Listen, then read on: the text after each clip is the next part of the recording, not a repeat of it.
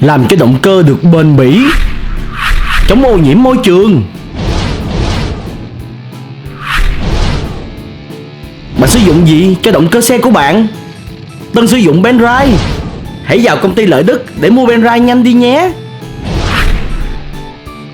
Lợi Đức, công ty phân phối dầu nhớt ngoại nhập hàng đầu Việt Nam. Hai các bạn, chào mừng các bạn đến với kênh Đinh Lăng Food and Horror trong chương trình kể chuyện ma của Tân ngày hôm nay nha. Thứ bảy chủ nhật thì Tân không có tâm sự, cho nên là hẹn các bạn thứ hai đầu tuần nha. Thì không tâm sự nó cũng có cái lợi ích của nó, là các bạn có thể dành cái thời gian để mà các bạn coi những cái tập cũ hoặc là những cái tập mới các bạn đang theo dõi nửa chừng thì các bạn có thể coi. Thì câu chuyện ngày hôm nay là câu chuyện nữa, nó liên quan đến cái sự không hiểu biết về tâm linh, hoặc giả là do một cái nghiệp duyên nào đó mà cả gia đình của cái người trong câu chuyện này bị ảnh hưởng rất là nặng về vấn đề tâm linh. Câu chuyện này là do một cái bác kể lại cho mình. Những câu chuyện hiện tại của mình kể các bạn là những người khá lớn tuổi, tầm cha chú, ông bà kể lại cho Tân. Có người nhờ con cháu gửi chuyện, có người tự mình soạn gửi. Thì Tân kể câu chuyện ngày hôm nay các bạn biết là chú này á, ngày xưa chú ở Việt Nam thì bây giờ chú đã đi nước ngoài rồi. Chú cũng không muốn người ta biết chú đang ở đâu luôn, thì chú chỉ gửi câu chuyện đến cho tụi mình nghe thôi. Tân kể thì chú ở Việt Nam, thì chú ở quận mà giống như là nó gần Đầm Sen á, nó gần Đầm Sen, gần ngã tư 4 xã hay sao đó. Thì đi sâu vô nữa thì chú tả hòm hòm cái con đường ở đó. Thì nhà của chú ngày xưa là mở quán cà phê cốc. Cà phê cốc đó nghĩa là cà phê mà bên đường để ghế bố, hoặc là để những cái ghế nhựa nhỏ để những người lao động người ta uống. Thì đối diện đó là nhà chú là một cái ngã ba. Thì cái ngã ba đó là có một góc là cái nhà. Thì cái nhà này á là nào giờ nó không có chủ. Thì một ngày kia có người tới mua. Thì cái gia đình mà mua cái nhà này á là xây lên là 3 tầng, là tầng 1, tầng 2 và tầng 3. Thì tầng 1, tầng 2 để ở, tầng 3 là để thờ. Và cái tầng ở dưới là lợi dụng cái góc mà có hai cái mặt tiền thì họ mở một cái quán ăn. Thì vào thời điểm đó cái nhà này về á thì là có 2 người con gái rất là xinh, và vợ và cái ông này. Thì gia đình 4 người làm ăn rất là phát đạt. Cái công việc làm ăn của ông này là coi như là từ lúc mà xây nhà mở ra khai trương thì đều thuận tiện hết. Vậy thì cái ghê rợn ở trong câu chuyện là ở chỗ nào? Thì chú này nói một người bình thường mà mở tiệm làm ăn hoặc là mua nhà về ở là chuyện rất bình thường, chả có cái gì để quan tâm hết. Nhưng cái vấn đề bất bình thường là ở lầu 3 là phòng thờ, nhưng mà không phải thờ ông bà cha mẹ gia đình của ông này, mà là thờ một cái am. Các bạn hiểu một cái am không? Một cái am tức có nghĩa là một cái miếu hoang, hay là một cái đền thờ người ta lập lên ở bên đường mà nó linh thiêng. Cho nên càng ngày người ta tới đó, người ta đắp thêm miếng xi măng, đắp thêm miếng ngói, người ta để cái tên tuổi gì đó ở trong đó thì nó thành một cái am. Cái am đó là thờ những cái gọi là cô hồn dạ quỷ, là những người những cái hồn ma lây lứt. Nó không phải là cái nơi mà để thờ cúng, gọi là giống như chính thống là một cái nơi bạn vô chùa bạn cắm nhang, hay là những cái miếu mà có người thờ cúng một vị thần, một vị thánh, mà nó là họ thờ ma. Nhưng mà vì cái hồn ma nó linh thiêng, là do lý do họ chết là do tai nạn hoặc là do vấn đề đó họ chết ngay chỗ đó, thì họ quá linh thiêng đó. Thì nhiều người tới đi ngang đường đó, họ thắp cái nén nhang, họ cầu nguyện, hoặc cái người dân xung quanh đó họ cầu nguyện. Thì càng ngày họ lại cảm thấy là cái công việc của họ đó nó ngày càng nó hưng thịnh. Thì họ tới họ cúng kiến, họ bắt đầu họ xây dựng thêm chút. Thì dần dần qua thời gian nó thành một cái am. Nhưng mà cái am nó nhỏ xíu, nó bị gian đường thôi. Nhiều khi các bạn đi tỉnh từ Vũng Tàu về, đi ra Đồng Nai gì đó, các bạn sẽ thấy rất là nhiều những cái am không chủ, thì họ thờ cô hồn dạ quỷ đó. Thì cái ông này ổng mang cái am giống như vậy, ổng về ổng thờ trên lầu 3 của ổng, ở trên tầng 3.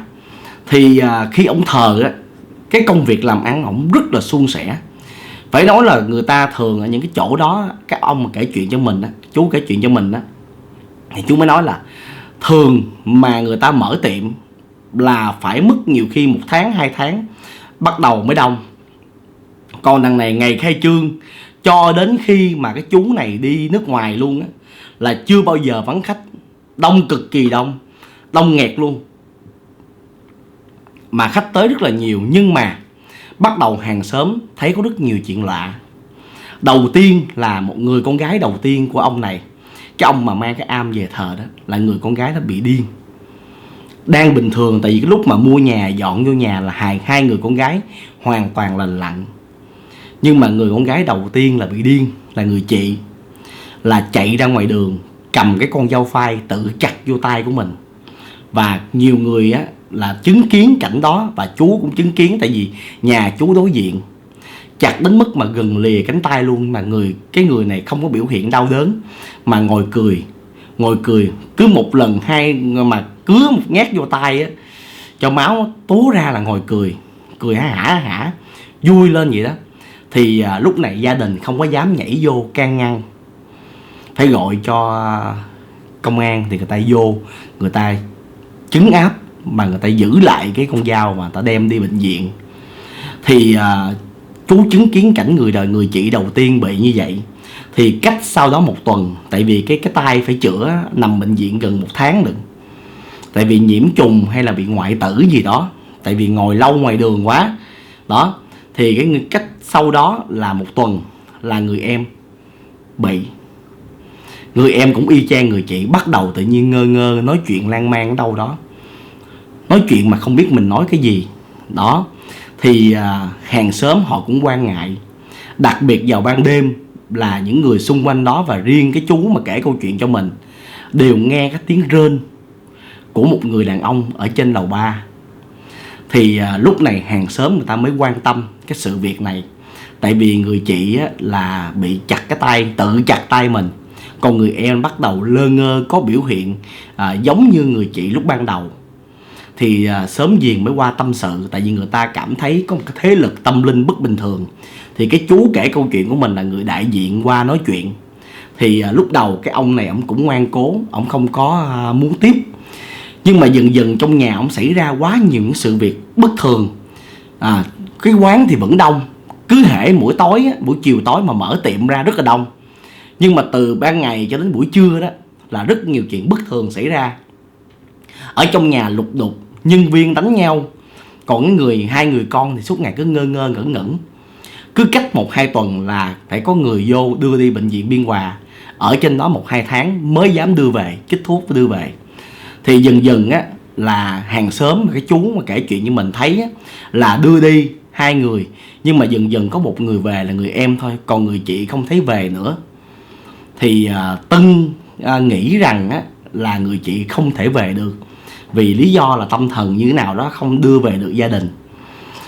Theo chú này thì chú nói là có khả năng là cái người chị bị mất ở đâu đó rồi.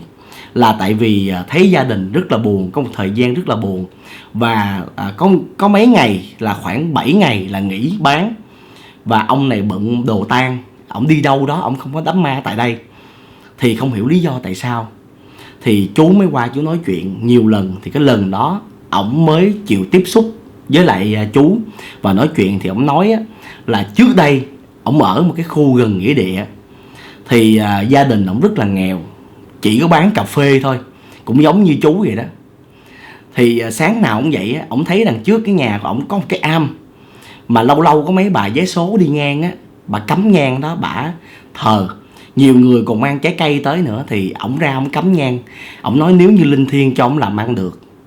Thì từ khi ổng cắm á, là làm ăn rất là được.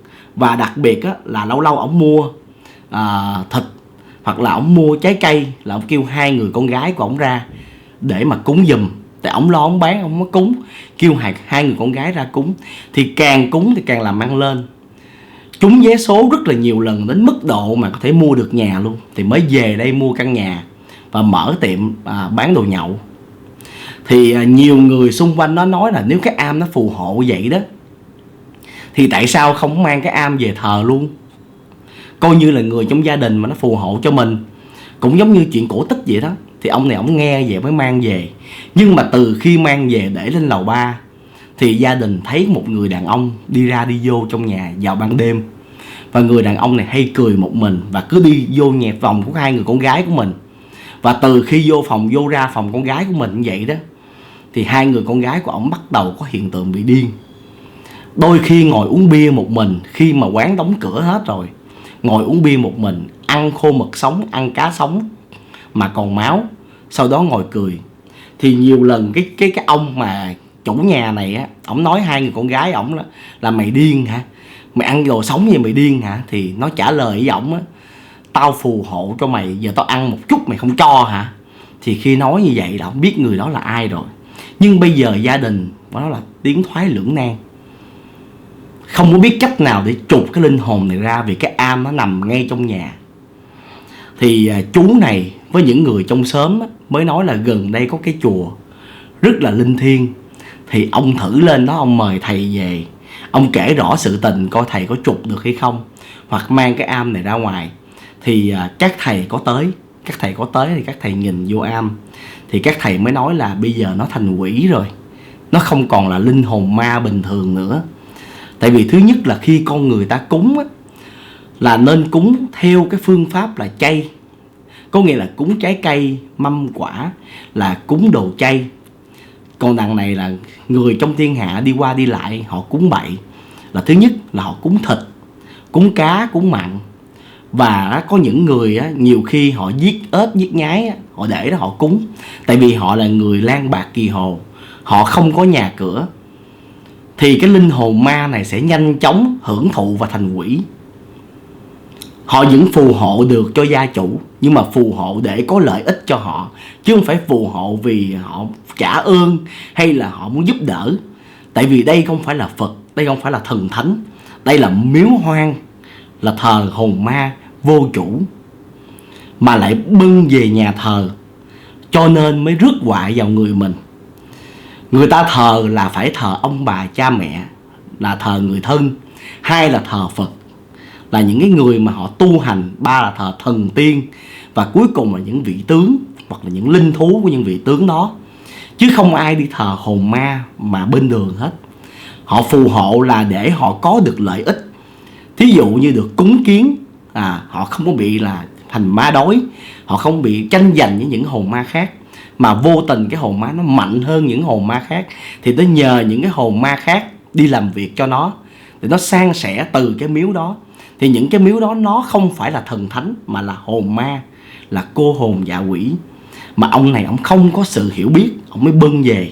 Thì tất nhiên khi nó thành quỷ, nó sẽ thích con gái của ổng. Tại nó là đàn ông mà, nó phải thích hai người con gái của ổng, và nó chiếm hữu thể xác. Nhưng mà vì hai cô này vẫn còn tiềm thức, hai cô này không chấp nhận, thì nó thành hạ cái thể xác và tinh thần của hai cô này. Nó làm hai cô này bị điên. Nó chặt tay chặt chân hai cô này để mà nó dằn vặt, để nó hưởng thụ những cái vật đó thông qua người sống, để nó mạnh hơn, nó ghê rợn hơn. Cho nên cái ông này ông hối hận dữ lắm. Cái chú kể câu chuyện cho mình, khi mà nghe đến các thầy nói á, ông này ông hối hận ghê lắm. Và các thầy nói thêm một câu nữa là mỗi người đều có cái nhân duyên, giàu nghèo khác nhau, không thể nào mà phân bua hay dùng phép thuật, dùng bất cứ một thứ gì để mà cầu tài về cho mình. Con người có lúc lên, phải có lúc xuống, phải có lúc thành, lúc bại, phải trải qua thăng trầm thì mới là một kiếp người. Còn lúc nào mình cũng hưng thịnh, lúc nào mình cũng giàu có, mà nhờ vào pháp lực, nhờ vào bùa ngải, nhờ vào những hồn ma giúp đỡ thì không bao giờ được. Chỉ một giai đoạn nào đó thôi thì cái nghiệp lực bạn sẽ phải trả. Bạn không trả thì con cái bạn vẫn phải trả. Không có ai mà tự nhiên giàu mà không phải từ sự cố gắng mà làm nên. Hoặc là cái nghiệp chúng ta là người tốt thì cái phước đức nó đổ về thì mình mới khá, mới làm ăn khá lên, mình giàu lên. Chứ đâu có ai mà tự nhiên lụm cổ ngoài đường mà giàu được. Nó chỉ là rước họa vào thân thôi. Thì cái ông này vì lòng tham, ông nghĩ đó là một cái bùa, một cái việc mà ông hưởng được một cái linh hồn quý. Linh hồn này giúp đỡ cho gia đình ông giàu có, nhưng đổi lại nó lấy con gái ổng. Nó lấy được cái linh hồn của hai người con gái ổng. Chứ đâu có khùng đâu mà giúp đỡ không. Đó. Thì các thầy mới lên giúp để mà trừ. Thì để trừ được đó là bằng mọi giá, cũng như các bạn biết, là phải dời cái miếu ra ngoài, và sau đó là phải đập và thiêu luôn. Tất cả những cái gì còn lại ở trong cái miếu á, từ cái lư hương cho đến những cái bột nhang mà cắm trên đó, là các thầy đổ vô trong một cái hũ rồi mang về chùa để trong chùa. Và các thầy sẽ tụng kinh niệm Phật để cho cái linh hồn quỷ đó nó nghe được. Còn riêng hai người con thì không cứu được, tại vì linh hồn của họ đã hồn siêu phách tán từ bao giờ rồi, thậm chí là không bao giờ trở về nữa các bạn. Thì bây giờ trong nhà đó chỉ còn một cô gái bị tâm thần thôi, còn người chị thì mất tích hoàn toàn, không thấy trở về. Thì sau này cái chú này được đi qua nước ngoài định cư, thì chú không còn biết được ở nơi đó như thế nào nữa, và gia đình đó ra sao nữa. Nhưng chú biết là từ khi làm tất cả phép mà bưng cái miếu này đi, miếu hoang này đi, thì gia đình làm ăn không có được gọi là thành công nữa, mà dần dần thất bát dần đi. Một phần là tin đồn, người ta đồn nhà có ma ở khắp nơi cho nên không ai dám tới ăn uống. Hai nữa là có lẽ về mặt tâm linh thì cái phước đức do cái hồn ma mang lại dần dần nó không còn nữa. Thì ông này phải đối diện với chính cái nghiệp lực của mình, là phải trả nghiệp. Bao nhiêu cái của cải lấy được một cách phi lý sẽ phải trả lại cho thiên hạ hết, cho những người mà họ xứng đáng hơn. Thì khi chú này đi rồi thì chú này ở bên nước ngoài, chú này nghe được những câu chuyện ma của Tân thì chú rất là thích, và chú gửi câu chuyện này về cho Tân để Tân kể các bạn nghe. Một phần là có cái lời khuyên. Thứ nhất, những cái miếu hoang bên đường vô tình họ phù hộ cho bạn thì bạn cúng kiến tại đó rồi thôi, đừng nhờ vả nữa. Phải tự lực mình cánh sinh, tự lực mình làm giàu. Còn nếu bạn muốn hướng nghiệp hay là bạn muốn phước đức, hãy vào chùa làm công đức, làm công quả, và hướng cái phước đức đó về cho người mà bạn muốn, hoặc là hướng cái phước đức đó về cho những cái nghiệp lực mà bạn đã gây ra từ nhiều kiếp trước. Thì họa may, những cái tai họa đó nó tan biến vì con người bạn sống có đạo đức. Chứ không phải bạn bưng những cái miếu đó hoặc sử dụng những thứ bùa ngải để nhanh chóng giàu có, rồi một ngày bạn vẫn phải trả trong tương lai, chứ không phải lúc nào muốn là cũng được. Thì qua câu chuyện đó thì chú muốn gửi lại ý nghĩa này đến cho cộng đồng tâm linh của Tân. Thì Tân thấy cũng đúng. Các bạn thấy sao thì cho Tân bình luận bên dưới. Nếu thấy thích thì nhớ like, share, subscribe để kênh mình ngày càng phát triển hơn. Tân mong rằng hết ngày hôm nay thì kênh sẽ được 70.000 người subscribe, và sắp tới tiến đến con số 100.000 người subscribe. Tân cảm ơn các bạn rất là nhiều. Và sắp tới là Tết nữa, thì Tân mong muốn là những câu chuyện ma của mình sẽ có nhiều ý nghĩa hơn để gửi đến các bạn nha. Và bây giờ hẹn gặp lại các bạn 5 giờ chiều ngày mai. Bye bye.